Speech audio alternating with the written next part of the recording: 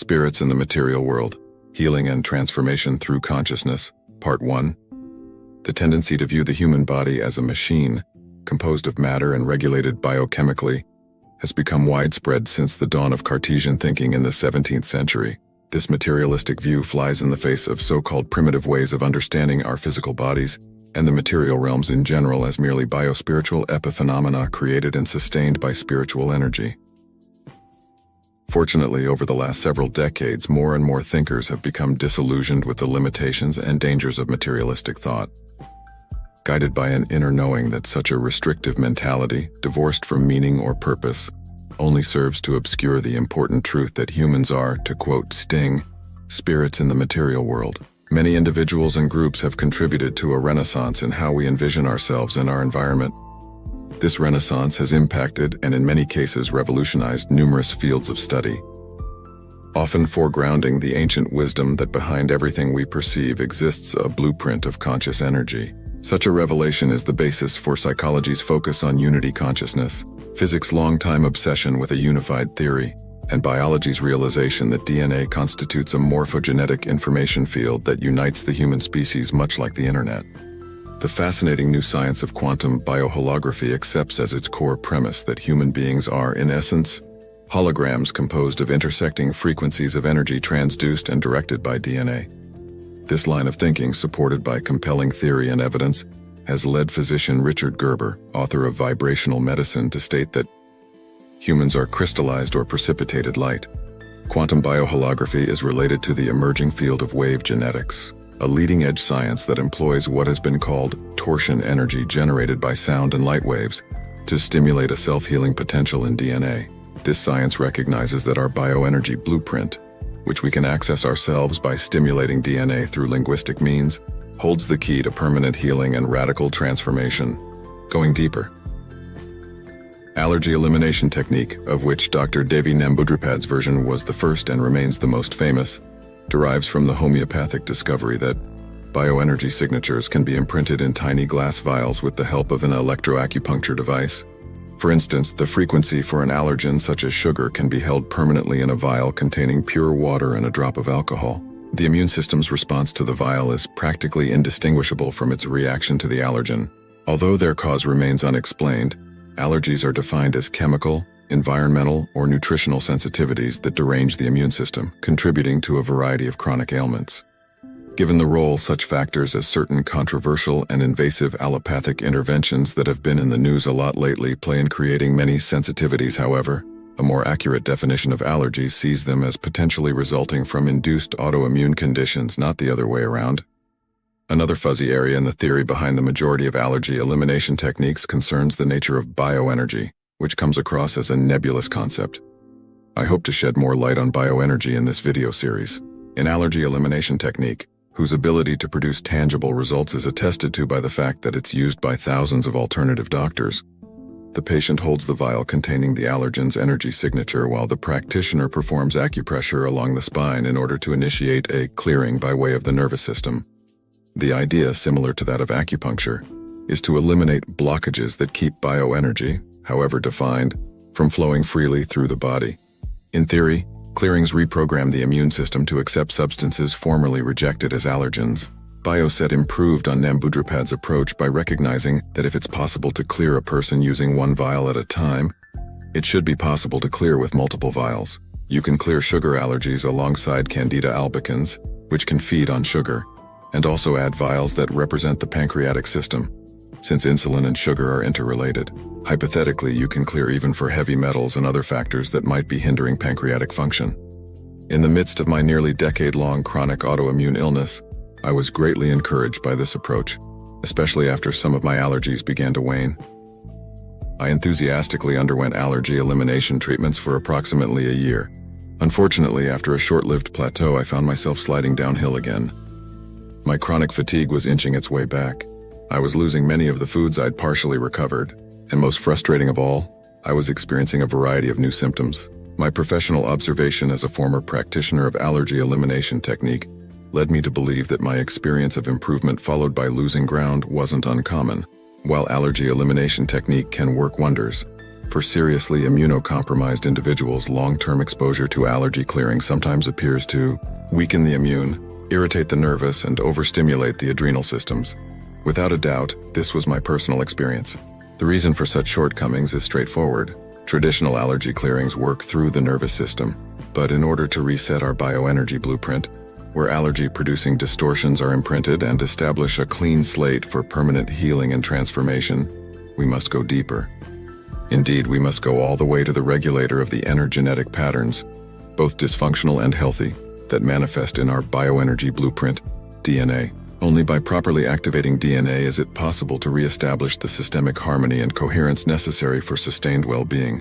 In order to stimulate the self-repair mechanism in the supposedly inactive portion of DNA, we can employ sound combined with light waves of torsion energy, generated linguistically, field testing.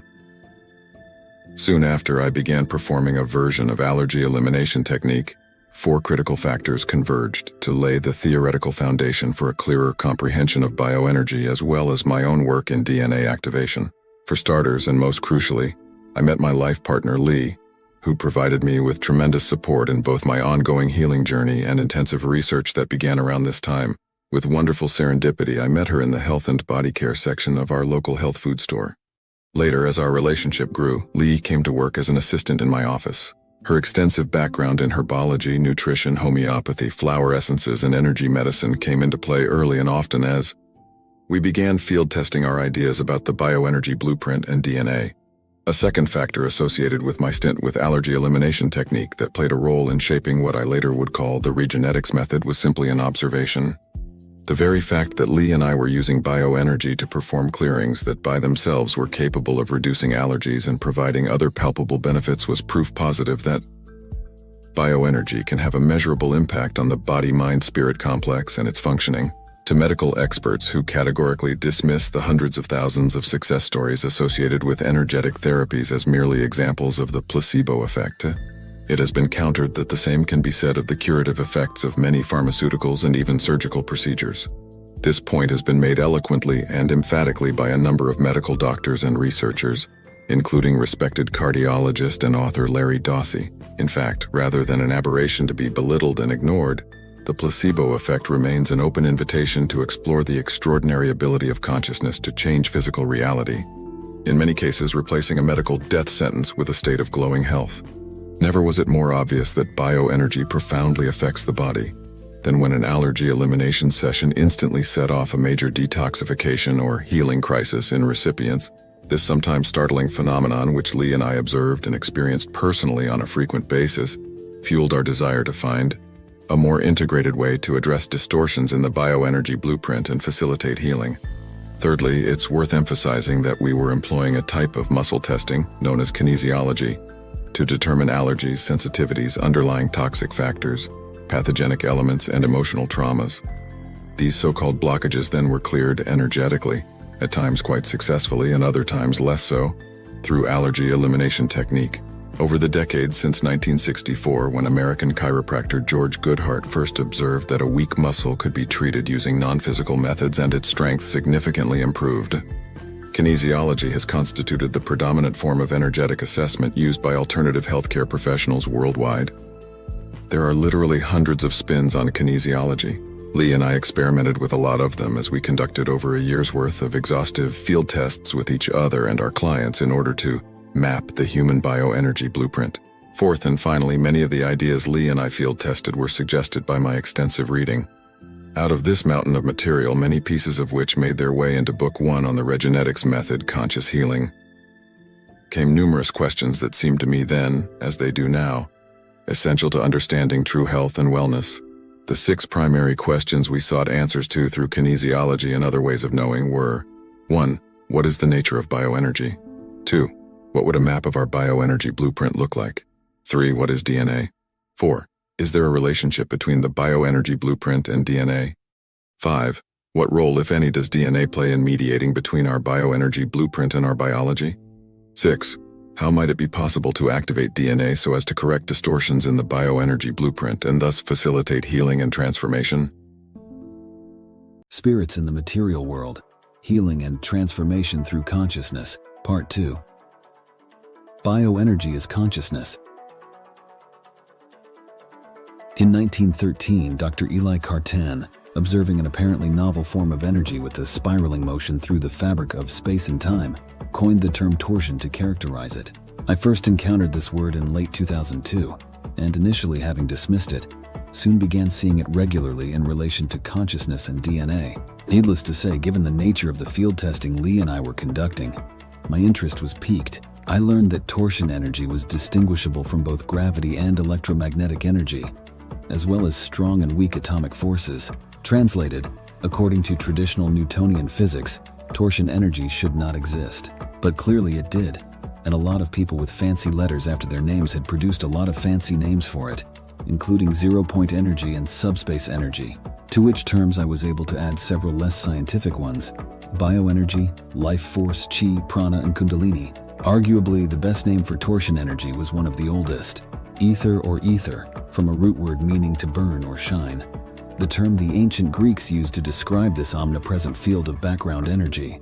Ether might be the most appropriate term for torsion energy because, etymologically, it captures the important idea that the most obvious manifestation of the hyperdimensional energy we are discussing is light. Unfortunately, although Einstein admitted that it was essential to explaining the unified field, ether long has had a bad rap in the scientific community, at least partly. This is because its existence is hard to prove using scientific instrumentation designed to measure grosser forms of energy that fit neatly into Newtonian physics. Nevertheless, Russian scientists, who in many ways are well ahead of their counterparts in the West, have measured ether and developed numerous practical applications, particularly in the healing field, for what they refer to as torsion energy. To speak plainly about Western science's denial of ether, it is hard to find something that you categorically refuse to look for. For the past century, traditional science has maintained a tenacious and myopic belief in the primacy of the material over the spiritual, simply deleting the concept of ether from its lexicon, despite many recurring theory-deflating proofs of the existence of this important energy, dating back at least to the 19th century. When I think about Western science's tendency to ignore reality in favor of theory, I am reminded of a poster my high school guidance counselor had on the wall in her office showing a person contorting to cover her eyes and stop up her ears, whose caption read, "Don't confuse me with the facts," comparing mainstream science to a fetish, one that constrains many would-be open-minded scientists to worship foolish hobgoblins of concept and belief. Joachim Ernst Berendt in The World is Sound explains that since analysis is more important to the predominant sciences than synthesis, scientists tend to think narrowly and rigidly rather than widely and flexibly. Thus, most scientists still cling stubbornly to Aristotelian logic and its linear causal chains. As a result of this rigidity, scientists accept findings that are a product of their own methodology within a few years or even months after they are published, but pass over all those findings that represent a danger to their traditional methods, even half a century after these findings are made. Relative to the matter at hand, healing, Berendt notes that the failure of the conventional methodology of science is especially apparent in the field of medicine. Today's medicine still looks at its object man as if he were a machine or a chemical plant, and does not seem to be able to understand that it is still oriented toward a physical worldview that, in its basic conception, is outdated. Berendt is far from alone in his assessment. According to physics pioneer Sir James Jeans, the stream of knowledge is heading toward a non-mechanical reality. The universe begins to look more like a great thought than like a great machine.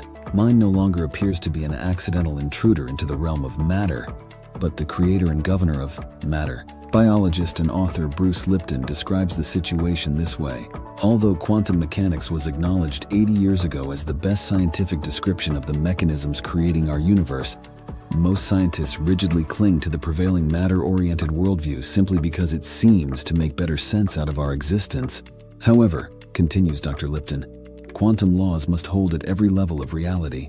We can no longer afford to ignore that fact. We must learn that our beliefs, perceptions, and attitudes about the world create the world. Recently, Lipton points out, physicist R.C. Henry of Johns Hopkins University suggested that we get over it and accept the inarguable conclusion: the universe is immaterial, mental, and spiritual. Similarly, in the words of world-renowned physicist John Hagelin, if you scratch below the surface and get to the molecular, atomic, and subatomic levels, you find that these worlds are not material worlds. They are worlds of intelligence, and ultimately worlds of consciousness. What I wish to stress is the simple observation that traditional materialistic science, like the physically based medicine that grows out of it, represents merely a hypothetical description of reality that, at its core, is fundamentally in error. I realize this may be a hard pill to swallow for many scientists, but the fact is that mainstream science and medicine utterly fail to take into account the conscious spiritual energy that gives rise to the universe we inhabit. Thus, the logic behind our current scientific and medical models is critically flawed, being based on the false premise that matter is all that matters. If we are to evolve beyond this distorted worldview in the direction of a more holistic perception, we must turn the tables on such faulty reasoning. It would benefit all of us to realize that instead of inhabiting an essentially material universe that can be measured, weighed, dissected, and placed in a box, we live in a malleable reality that forever transcends our boxes of concept and belief, because our very concepts and beliefs condition reality. Decades ago, the Heisenberg uncertainty principle established that our perceptions of an event automatically affect the event's outcome. This theoretical assertion has been verified through numerous experiments proving that human consciousness can, and does, alter physical reality. To be clear, I am far from stating that the material world does not exist. Rather, I propose that what we think of as the real world is a holographic consciousness construct that, in all ways at all times, is subject to modification by our consciousness or unconsciousness of it. The original Matrix movie artfully charts this life-changing idea through Keanu Reeves' character. Faced with a variety of initiatory challenges, Neo steadily expands his perceptions from those of a heedless victim of the Matrix to those of its purposeful master. With the Matrix symbolizing our initial experience of reality as victims, Neo's development can be interpreted as a psychological evolution that embraces our greater reality and power as spiritual beings. Moreover, it is patently obvious that Neo's ability to change reality evolves in direct proportion to his consciousness. While this way of looking at reality as a consciousness construct can make it seem as if there is no longer any firm ground to stand on, precisely this same truthful lens gives us wings to fly as soon as we accept reality's basic operating principle. Consciousness creates. Indeed, returning to the subject with which this section began, another name for ether, bioenergy, or torsion energy is simply consciousness. Enjoy the ebook of the international bestseller from which this video was adapted with your free trial at solakmansubstack.com. Explore the revolutionary healing science, NEXUS, of the Regenetics Method at phoenixregenetics.org.